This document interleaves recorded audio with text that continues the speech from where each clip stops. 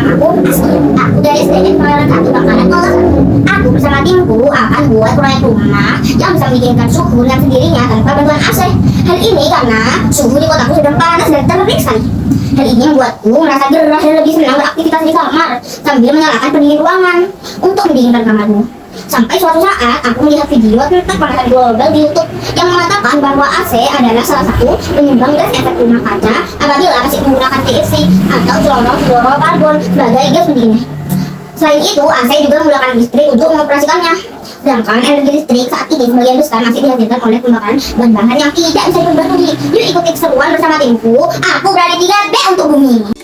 Yang kami lakukan pertama kali adalah aku dan teman-temanku mendiskusikan ide dan cari solusi bersama dengan berbekal informasi di internet dan YouTube tentang desain rumah yang akan kami buat. Pada tahun 1991, ada seorang arsitek bernama Mark Pierce membuat sebuah bangunan di Harare, Zimbabwe yang misalnya bisa mendinginkan ruangan dalam gedung tanpa pendingin ruangan dan hanya menipu sarang rayap dan nutup kaktus.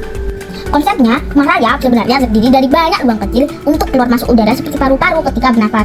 Hal ini membuat aliran udara di dalam sarang yang menyejukkan sarang, dan ketika udara panas, maka udara panas itu akan dibuang keluar melalui cerobong utama yang ukurannya lumayan besar. Selain itu, bangunan yang aku lihat tersebut juga memiliki banyak lekukan yang menyerupai lekukan pohon kaktus yang berfungsi untuk memantulkan panas lebih banyak daripada bangunan yang sedikit lekukan. Bangunan tersebut juga memiliki banyak peneduh kecil seperti duri kaktus yang berfungsi memperbanyak pembentukan bayangan agar mengurangi sekatan udara panas. Selain mencontoh dari bangunan tadi, kami juga mencontoh bagaimana mendung dan hujan serta area taman yang rindang buat suasana menjadi lebih sejuk. Setelah mendapatkan inspirasi dari pencarian kami dan hasil diskusi, akhirnya masing-masing dari kami membuat desain rumah sendiri. Bahan-bahan yang diperlukan adalah tanah liat, alat memotong tanah liat, alat pengukur suhu, kayu kecil, tusuk sate, lem kayu atau lem tembak, tanaman hidup, air. Cara pembuatannya mudah, yaitu siapkan tanah liat untuk dibentuk sesuai desain rumah yang telah dibuat. Setelah jadi rumah dan mengering, kita tinggal buat dua tabel pengamatan suhu untuk dua kondisi yang berbeda, yaitu yang pertama tabel untuk mengamati suhu dalam rumah yang gersang, dan yang kedua tabel untuk mengamati suhu dalam rumah yang di sekitarnya terdapat tanaman hidup dan air. Kemudian kami mencatat suhu di dalam ruangan dan di luar ruangan setiap jam pada pagi jam 7 hingga jam 8 malam.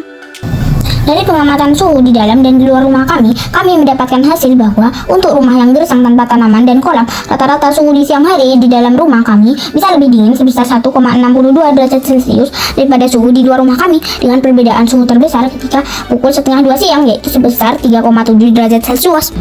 Sedangkan untuk rumah dengan tanaman dan kolam, rata-rata suhu di siang hari di dalam rumah kami bisa lebih dingin sebesar 2,73 derajat Celcius daripada suhu di luar rumah kami, yang perbedaan suhu terbesar adalah ketika pukul 12 siang, yaitu sebesar 8,4 derajat Celcius.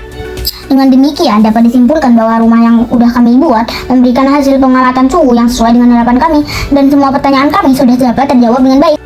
Proyek ini membuat kami sadar betapa pentingnya menjaga bumi tempat tinggal kita, utamanya dari perilaku manusia yang sering merusak alam. Jadi mari kita jaga alam yang telah Allah karuniakan kepada kita, sehingga kita dan generasi penerus kita bisa mempelajari bagaimana alam yang sempurna ini bekerja. Terima kasih.